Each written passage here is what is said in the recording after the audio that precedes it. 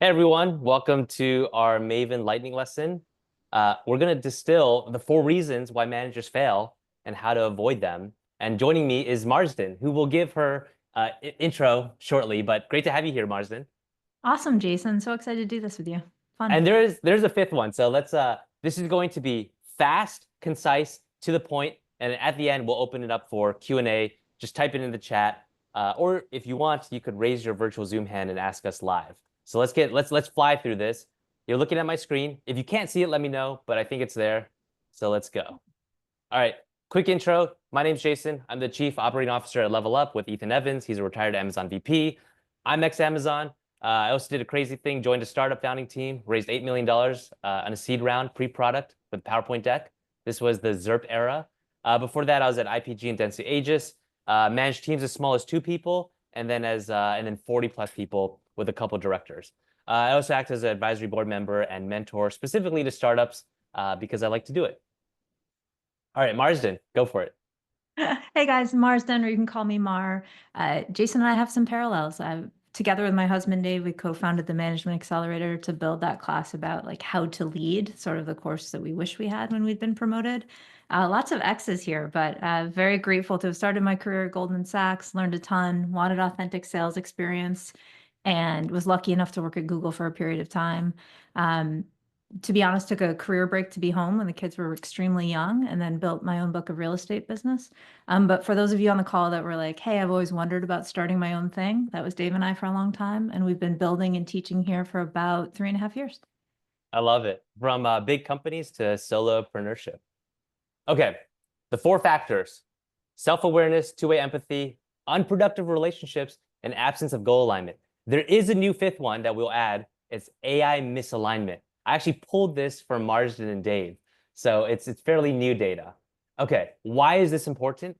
Because when you address these 4 factors, the risk of failure on the manager's end drops to just 5% from 48. Huge. Okay, this is how we're going to run it. We're going to show you the data, and then we're going to show you specific manager and IC actions you can take. So first data point, 82% of managers say they have the skills, but only 20% recognize the strengths and development areas. So there's a mismatch there. So what can you do as the manager? The first thing is get feedback from your team. Proactively ask for it. Most team members will not give you the feedback proactively. So you have to be the first one to take that step, ask for it. And the key here is simply just listen. Listen to that feedback. And then the quick IC action here is when it's a good time with your manager, when you're not under a lot of stress, so there's not a big project due, ask them and give them the feedback, right? Say, can I give you this feedback? Or I noticed something that we can improve as a team, and share that with your manager. You can be firm and kind. Marsden, anything to add here? I completely agree on the first piece. Like, as a manager, you might not be getting the feedback, right? The trust might not be there. You might be new. You might be in the kind of culture where you believe in it, but it's been unusual for those around you. So break it down, make it easier, and model what success could look like. Specifically say, like, take something you have every week, like the team meeting, like, hey guys, you could even say, I've gotten some feedback that these could be more effective and people are not feeling connected to the objectives of the greater company. It is an action for me to do that. Did you see a difference in this week's meeting? Did you feel more connected in this way? Like break it down a little bit.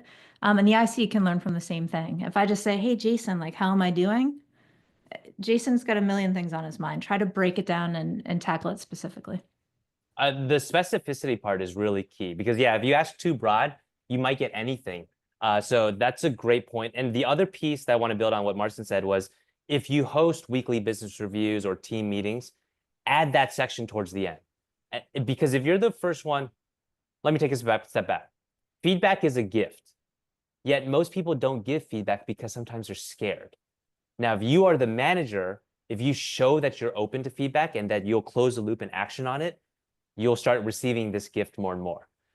Okay, that's great. You'll see I added these Marsden POVs because her POV is the important one on these slides. Okay, number 2. This is a big one, lack of two-way empathy. 69% of HR leaders expect managers to show downward empathy to their teams, but only 9% teach employees to show upward empathy to the managers. Here's a stat I love. When we ask managers how many times their direct reports ask, how can I help you?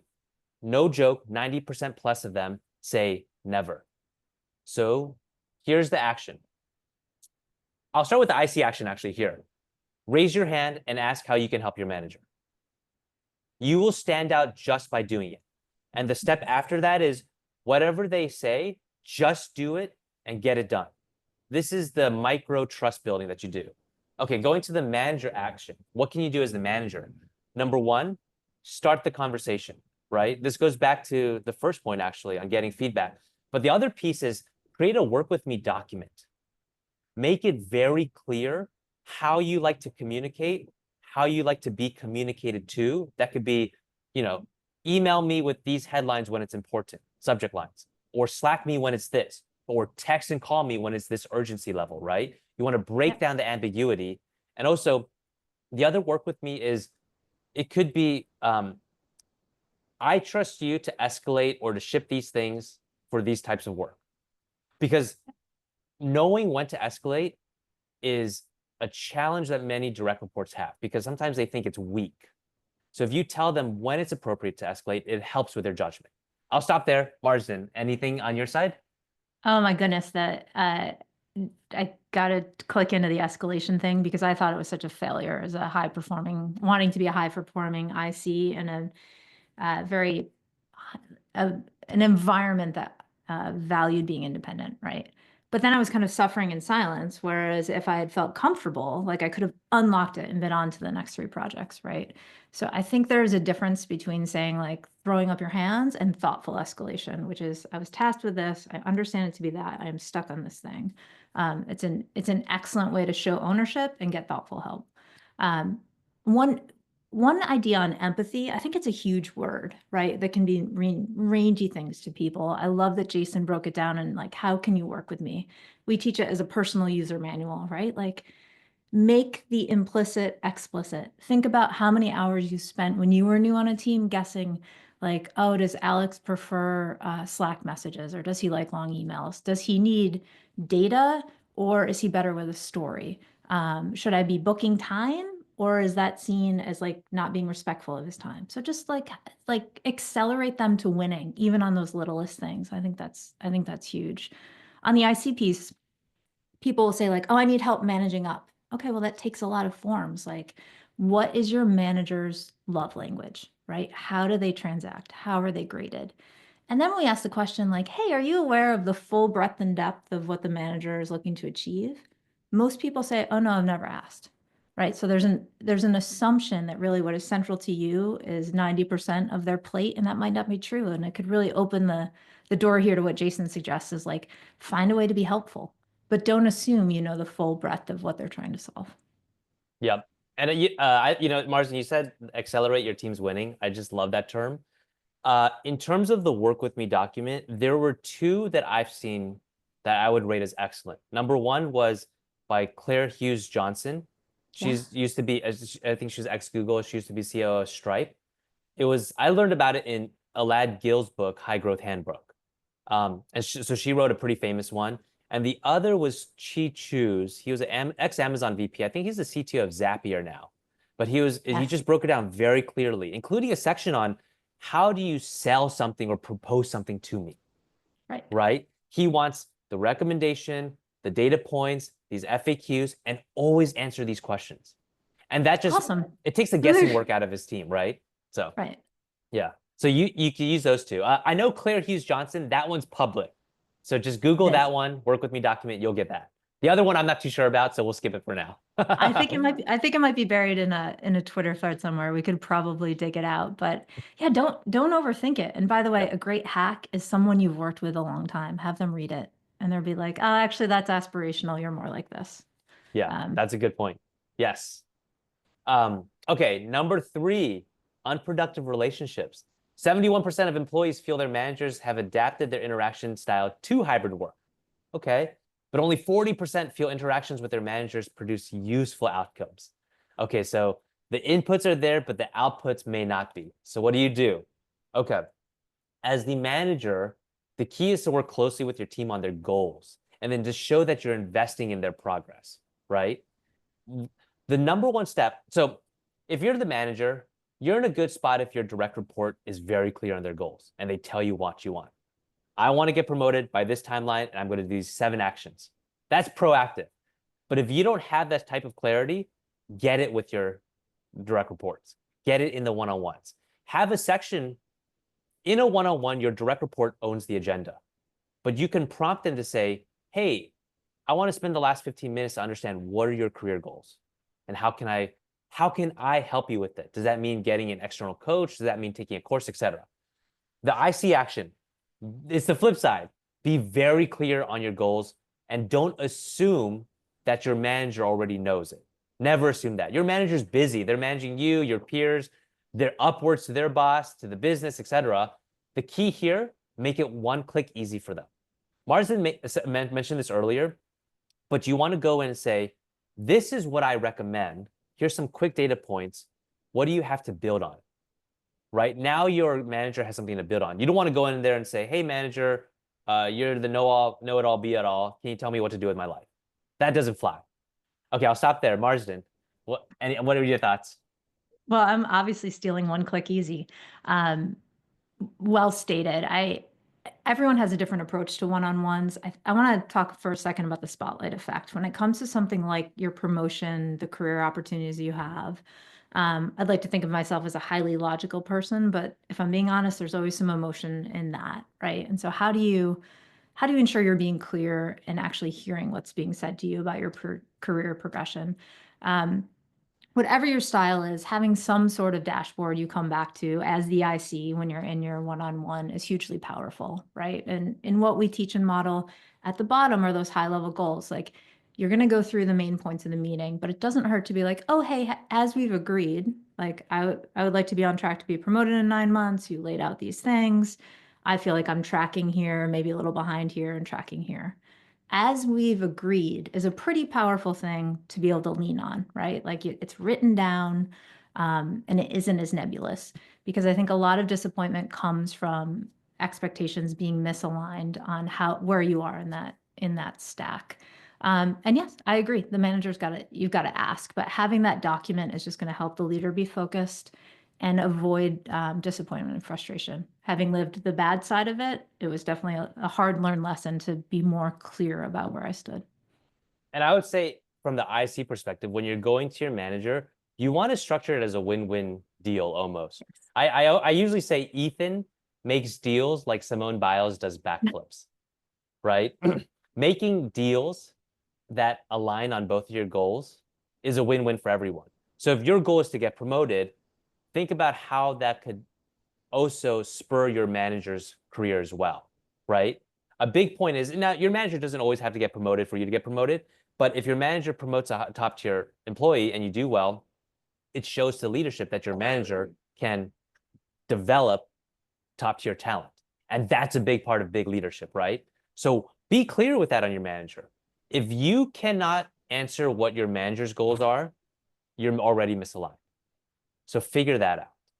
I love the deals and the reality of it, like win-wins. Look for the win-win. And as a leader, you want to be a magnet for talent, and you want to be seen as like, oh, wow, Jason was on Ethan's team and we've never seen anyone progress faster, or we've never seen anyone move from this side of the business to that side of the business, but Ethan and Jason made it happen. Write the story, right? People are going to want to come work on your team. I think, Marsden, you said a couple slides earlier, figure out the love language. That's also the goal. It's like, what are the KPIs and currencies that your manager and the executive leadership care about? And then work backwards from there, right? And so a common question we get is, well, how do I figure this out? Number one, you can ask your manager. Number two, you can ask your peers, but also pay attention to the quarterly earnings, right? To the all hands. The big leaders, the executives, they paint that picture, that big vision. And then it's your job to work backwards and narrow down the stages and the micro actions, let's call it. And I see. Okay, go ahead. No, just one note on that. This is not a note on work-life balance. This is a note on trying to accelerate your own career. If your core work is outside of the 3 core values of what the company is chasing, I would try to do an extra project, right? It might mean longer hours. It might mean sort of a different approach, But if your core work is feeling too removed from what the company is focused on and you want to close that gap, there's usually ways, but you're usually going to pay in time. Yep. I'm sorry, Jason, back to the questions in the chat. Oh no, I was gonna say Mary shared the link to the Claire's work with me document. So bookmark that. Okay. Number Thank 4, you. absence of goal alignment during changes, which we're in a big one right now, right? Flattening, low growth, AI, etc. So this was back in, this compares 2016-22, but no surprise, employees experienced 5x more change. But the reality is managers are 42% more likely to focus on hitting the new objectives rather than realigning. So it could feel like a constant musical chairs type of movement, right, for the employees. Okay, so what do? As the manager, the key here is to readapt each employee focus. Now, if the big goals come from the top down and that's the new direction of the company, that is reality. There's no point to swim against this wave, right? But the key is, how do you readapt the goals so that your employees at least have a path that they know that they're going on? The worst is being unclear and ambiguous, right? Even during ambiguous times. Now, that might sound like a contradiction, but during ambiguous times, people are looking to leaders and managers to at least paint a vision forward so that they know where to go. So that's your job as the manager. The IC, this is where you could be proactive. What you want to do is you want to remind your manager of your current goals, but show that you understand the realities of the changing landscape and then propose new ones. Don't put this all on your manager. This shows that you're ready for the next step, right? That you could take on larger scope, that you can deal with ambiguity.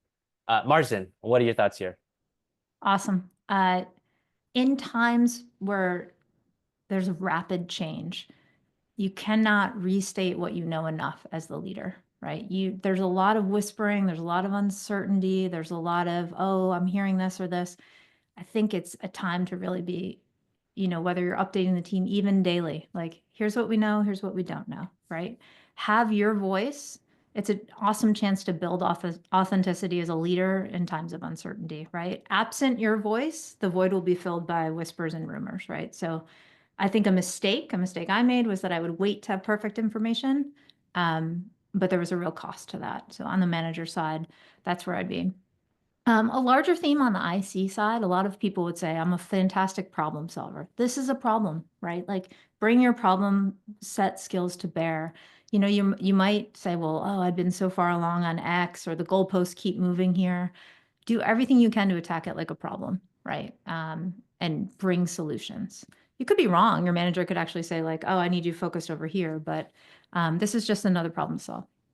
I love it's really important to accept that this can be a very challenging time because no one likes to play musical chairs. And if you're working hard on something and it shifts, no one likes that.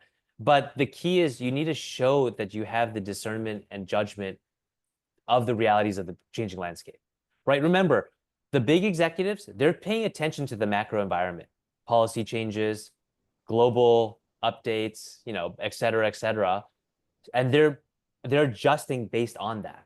So the question is, what can you do within your scope that shows that you're just not waiting to be told what to do, but you're proactive, right? There's a reason why they say chaos is a ladder, because some people are going to step up. Okay. It can be a good time to present ideas with a coefficient of confidence. Yes. Knowing what we know, having adapt from this today, I'm 60% confident this is the next move. That might be a great conversation opener, right? Yep. Especially if you're uncertain, but agreed. Agree on the ladder.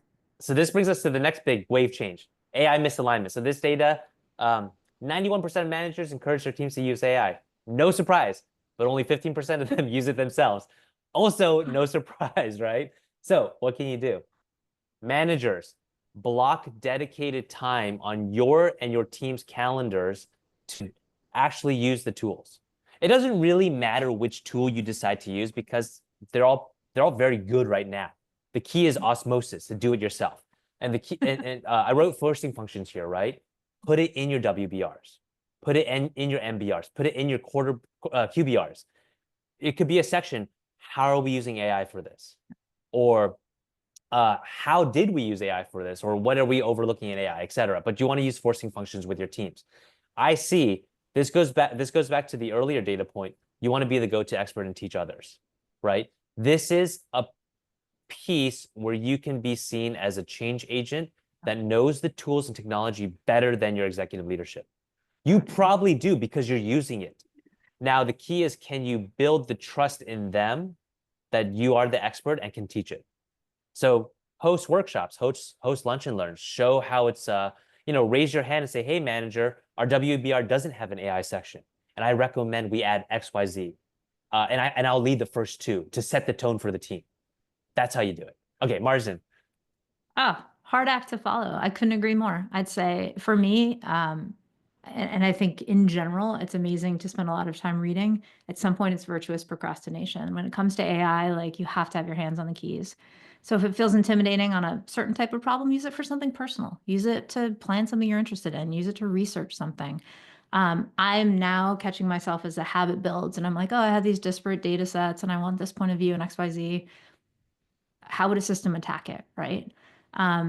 Just a note on that, like the dedicated time is huge because if you're under pressure or a tight timeline, you will resort to doing it the same old way.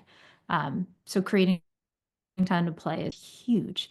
And just create a loom about it. As Jason said, like as a lunch and learn, like there's a huge opportunity to be known as the go-to guy here or gal. Yeah.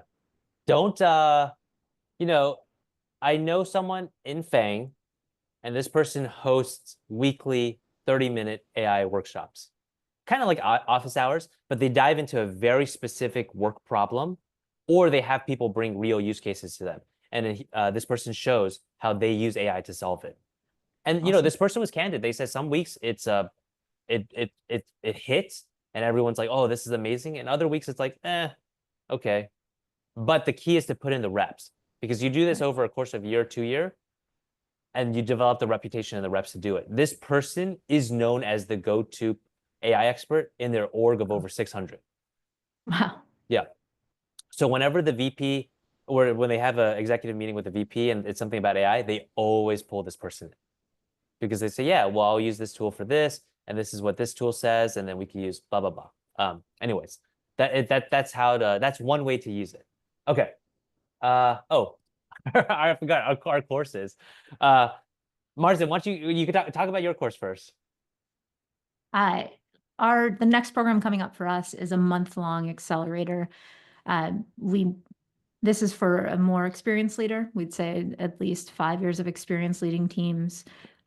We go into those modules that we feel are core for every leader. I think a difference between this and other programs that we run is we spend like an entire module on diagnosing the root cause. Some of it borrowed from Bridgewater, some of it adapted, but it's a true cohort model where we teach live and we have breakout rooms so that the executives meet one another and problem solve something from the day.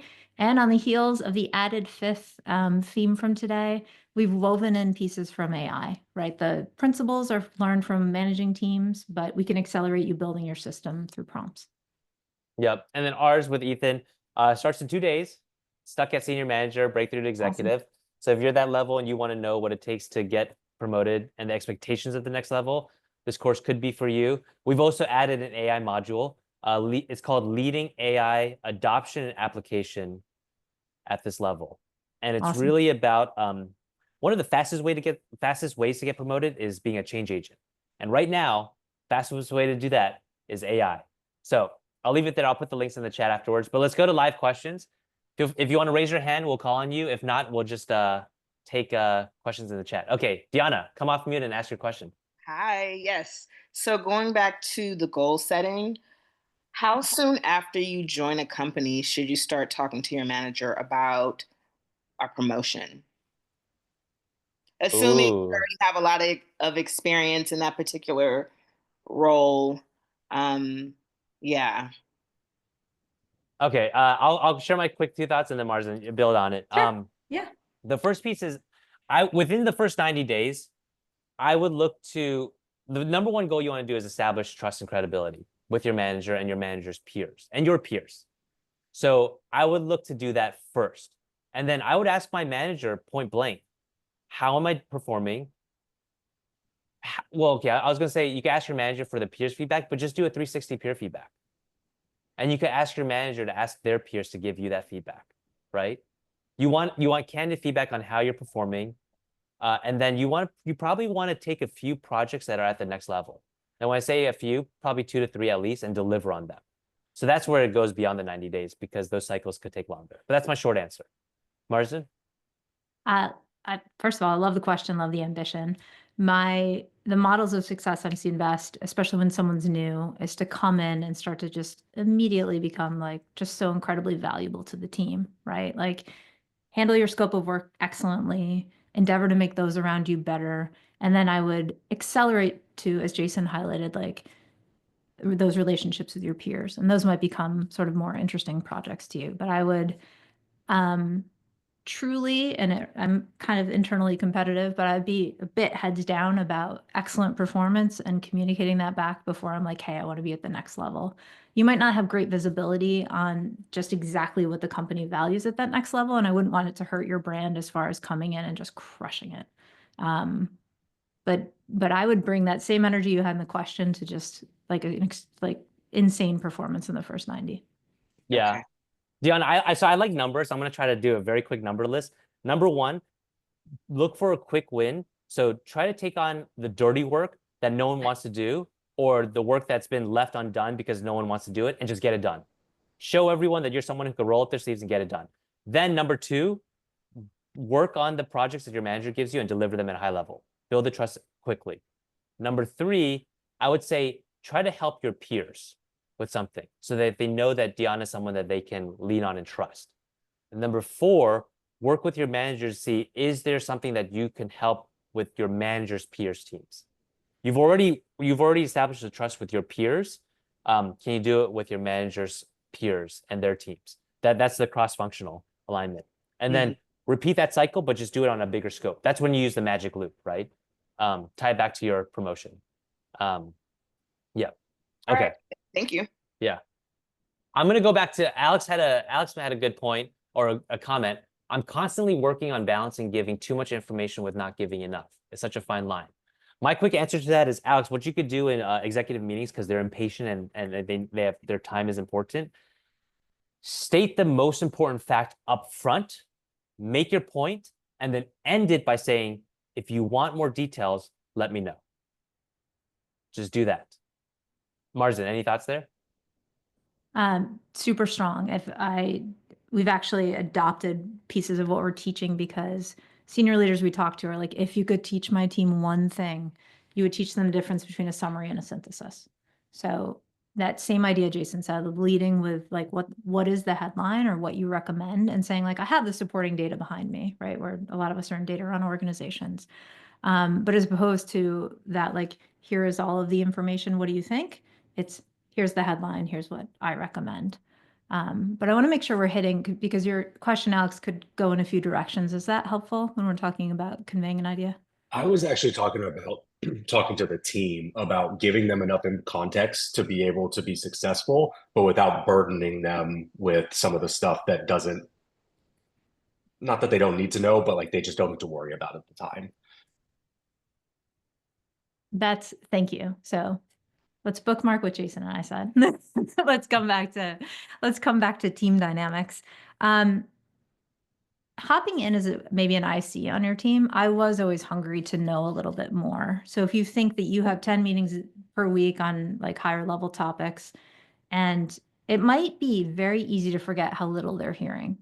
It could be another opportunity where you're not taking the core team meeting, but at the end of your week, you're known as the guy that says like, hey guys, here's a loom. Again, just like reiterating some of the top themes going on. I love learning that way because I'm seeing you, I'm hearing your voice, and I feel connected, right? You didn't necessarily take up like an hour of time together, but I feel like, wow, I'm kind of fortunate to be on Alex's team because I feel like I'm in the loop. I don't know the total dynamics that you're working around, but for me as an IC, I always found that super valuable. Yeah, I would say from my point of view as an IC, I always appreciated more transparency. So it depends on the type, what you're comfortable with and the type of leader you want to be, because there's different spectrums. But let's just say that you do index towards transparency. I would be very clear on what you need from the team and what you and the other leaders have handled. But you could also open it up and say, I'm open to suggestions, but this is our decision and we're going to try to move forward with this. I think people just, the most important trait of a leader is clarity. It's being clear on the mission, vision, communication, expectations. If you nail those 4, your team will appreciate it. So, any other questions? I'm looking at the chat too. So, Jason, I'm Arun here. Okay. Yep. Hey. Sometimes it's not only, sorry, I'm outside. I cannot turn on the video. No problem. Sometimes, it's not only you are dealing with the manager, right? You need to look at managers' counterparts. So Jason was mentioning that you need to look at helping managers' counterparts. If you go into that meeting, say for example, you set up a monthly cadence into that meeting of meeting counterparts of your managers' counterparts, and how do you go about it? Okay, you can address gaps and concerns, and you can keep on improving it.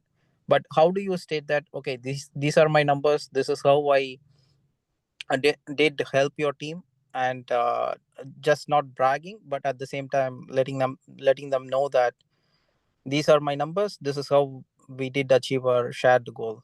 How do you What's go the purpose of the meeting? to make them my advocates, right? Okay. So that when I'm not in the table, they are discussing about me when managers meeting happens or senior leadership meeting happens, right? Okay. Got it. The way you do this, or one way to do this, is to make you the, I'm trying to look, what's the middle of the wheel? The spoke? Spoke. Okay, you want to be Spoke. the spoke in the wheel. And what does that mean? You want to proactively send out messages. This could be email, this could be WBRs, this could be in Slack, where you are talking about the success of a project or program and congratulating the other people on the team. You want to say, hey, team, we successfully delivered X, and I want to thank XYZ for their contributions because they helped in ABC way to drive these results. If you do this enough, the clear through line is Arun. Arun is seen as a big leader who can work with multiple stakeholders and has the humility and not the ego to give credit where credit is due. So then the other people will be your champions behind their back. So when there's a meeting and you're not in it, and one of your stakeholders is, and they say, oh, you know what, we need to pull Arun because Arun's a great collaborator and he's done this before, etc. That's how you do it. Anything on your side, Marsden? It's beautifully done. It's so brand building for you. I love the point on humility versus ego. And that is the goal. When the meeting sort of drifts or is assembled without you, they think, well, we obviously need your point of view in here because you're central to this, which will be a huge compliment. So can't add, love it. Yep. Arun, any follow-ups on that? Yeah, sure. That's a really wonderful statement, Jason. What I'm thinking of is, yeah, I'm putting myself into the center of the wheel, but at the same time, I'm not even thinking about my objective and putting forward others' objective so that they are champions behind me, right? So that's how I look at it. Well, you want to do both, honestly. Do both. People know what, you have a goal, so make it a win-win. Mhm. It could be a shared goal, deliver this project together, but talk about how it contributed to your team, yourself, and the others, right? It shows that you can look beyond just your scope and that you care about delivering multiple results. Because remember, here's the thing. Whenever you deliver something well, or you launch a new project, or you put in a new system or framework, the executives are always thinking, can this scale to other parts of the company? Right? Can we mimic this success to other parts of the company to multiply the impact? And if the question is yes, the next question is that person who did it, Arun, the right person to do it? You want that answer to be yes, right? So you have to think, okay, well, what does that look like? Well, it shows that you understand clear goals, you can deliver, but you know how to bring together disparate groups of people with different objectives or different skills. That's what a big leader does, right? Okay, Mhm. I'll stop there. Anything to add, Marsden? I like the coaching. I think that the magic comes in the storytelling. I get a sense that you're very strong on the data and the what, and just making those broader connections, connecting with themes from earlier in this conversation in a concise and compelling way about the impact, right? And I think it's the most compelling leaders do this incredibly well. Yep. And Arn, for yours, let's say you're about to send out this big email and there's a bunch of executives on it, and like let's say there's 50 plus people on it, and you're going to call out 3 members. You can share a pre-draft with each of these 3 members and say, hey, you did a damn good job. I'm going to call it out because I'm proud of the work that we did together, but specifically your contribution to X. Is there anything you want me to include in this message that I'm sending out on this date at this time? You're not asking them for permission to send it out. You're going to do it, but you're just giving them some breathing room to add more. And, most of the times they're going to be like, oh, Arun, thank you. Go ahead. That's great. Or they'll be like, oh, yeah, add this one sentence, blah, blah, blah. The key with that is it's going to trickle down. And when leaders start to do +1 great job, it's going to domino effect, right? And it serves as a written artifact for your promotion document later on as well that people can reference. So just do that multiple times over. Now, don't overdo it. You have to be authentic about it, right? Authentic, yeah. Yeah. But yeah, that's a powerful means, especially digitally. If you work in a hybrid or remote type of working environment. But if it's in person, I would gather the courage and speak up in meetings about it. Yeah. Okay. Yeah, awesome. Just as especially hybrid, if it isn't written, it isn't real, right? You could have been in the most impressive meeting where Jason gave an incredible persuasive argument. Help it live beyond that meeting. And what a cool thing for your brand that you're the leader that takes the time to be like, hey, we've got to share this.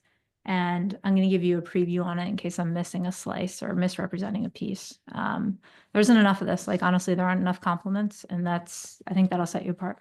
Yeah. Okay, we're 10 minutes over, so we're going to cut this short. But before we do, because AI is such a hot topic, I'm just going to ask, okay, Marsden, I'll answer first, and then so I'll give you some time to think. Is there one thing or one prompt or action you've done with AI that you found very useful? And it could be any tool. And I'll share mine first. What I've realized is when I'm talking to an AI tool, let's call it ChatGPT, Claude, whatever, what's more effective is when I paint the picture, tell it all my goals, what I want, but then I always end it and say, what questions do you have for me to sharpen your response? And it gives me a list of like 5 to 10 bullet points. I write back, and the answers are always better. So always ask the AI to prompt you with questions. That's my one takeaway. Okay, Marsden. I have to agree. Greg Eisenberg wrote the other day, and he said that thoughtfully leveraging AI, specifically in his writing, has led to longer writing sessions, not shorter, right? And that really resonates with me because I was spending even more hours sharpening my language, asking some of my GPTs, like, take the counter argument. Rank anything that feels cliche and why. Like, who would disagree with this?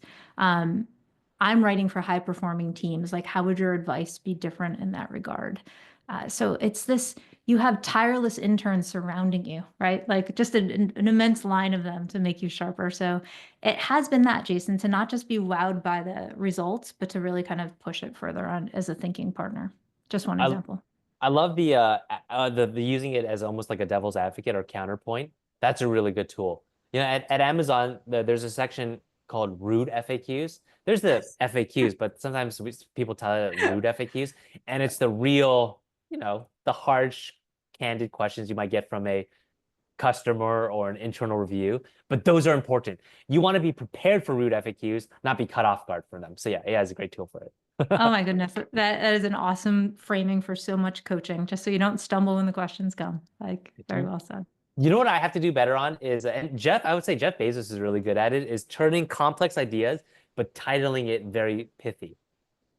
Like 2-way doors or 2 pizza teams, or FAQs, things like that. I think you and Dave are really good at that.